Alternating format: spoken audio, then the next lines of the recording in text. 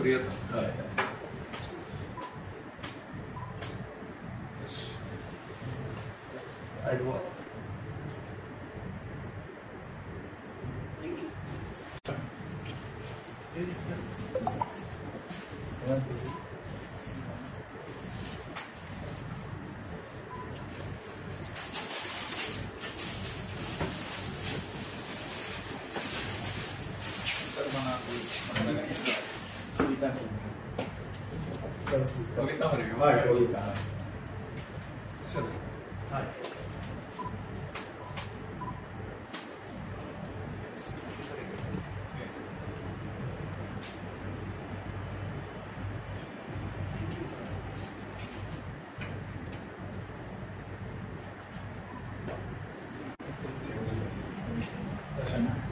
स्त्री नाट्य कलाकारा 3 प्रकाशन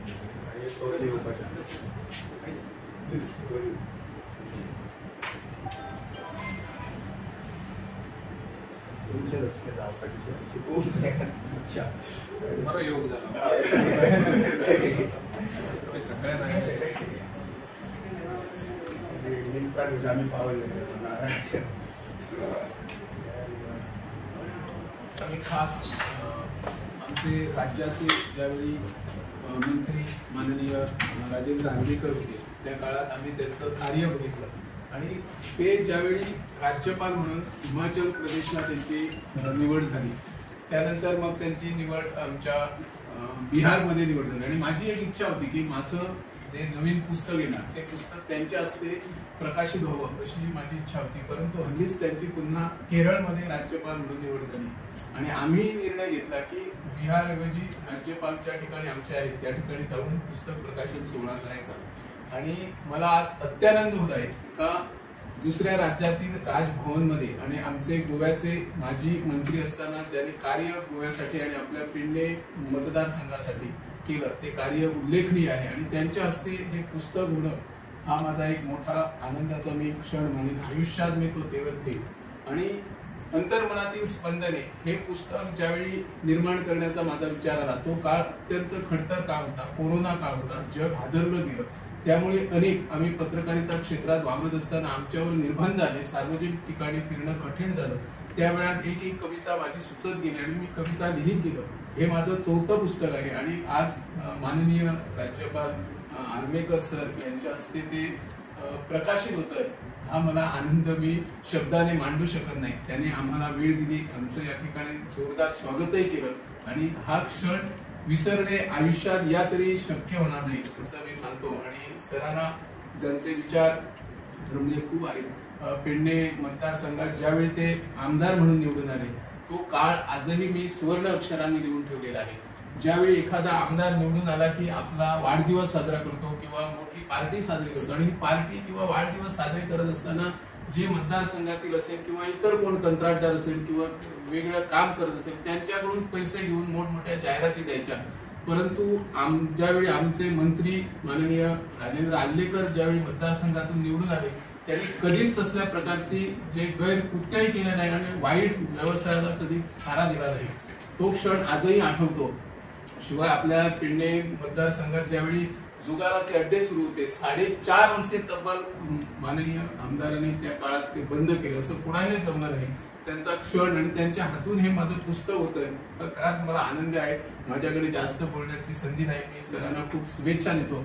माझ्या मनापासूनही इच्छा होती जे राज्यपाल होण्याअगोदर सर मुख्यमंत्री पदावर येणार होते तो काळ जर आम्ही आठवला तर तो काळ वेगळा होता. मी सरांना पुन्हा एकदा शुभेच्छा देतो आणि माझं त्यांच्या हस्ते शुभ हस्ते पुस्तक प्रकाशित केलं म्हणून मी त्यांचे अत्यंत आभार मानतो सर. नमस्कार.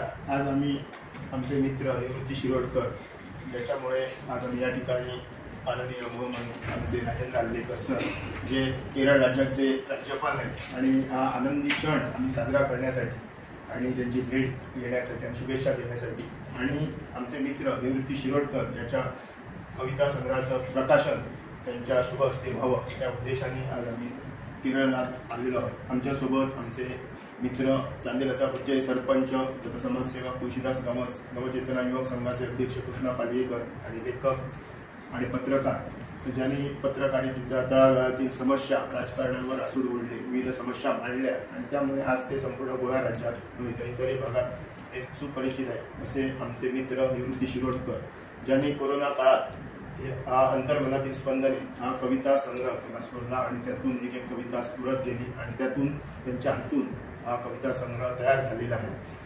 आज योगायोग म्हणायचा की आमचे राज्यपाल महामनी राजेंद्र आंदेकरजी आज या ठिकाणी केरळचे राज्यपाल झालेले आहेत. हा समस्त गोमंतकीय जनतेसाठी आम्हाला खूप अभिमानाचा क्षण आहे आणि तो साजरा करण्यासाठी आणि प्रकाशन हे औचित्य साधून आम्ही या ठिकाणी केरळला दाखल झालेलो.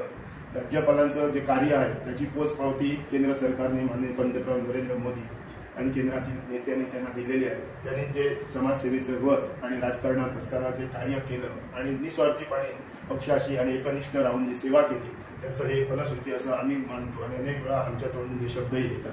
आज राजेंद्र आंदेकरजी उच्च पदावर आहेत आणि समस्त गोमंतकीय जनतेसाठी हा अभिमानाचा क्षण आहे. आंदेकर सर हे व्यासंग आणि अभ्यासू वृत्तीसाठी संपूर्ण गोवा राज्यात